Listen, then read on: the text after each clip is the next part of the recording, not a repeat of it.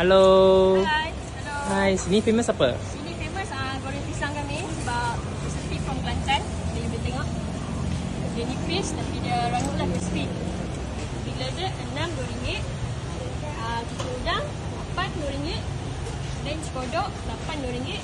Ni pun salah satu kat famous kat sini. Kumpul nipis RM6. Ni dia tebal sikit ke sop. So ini RM6. Ni green bean, kacang hijau.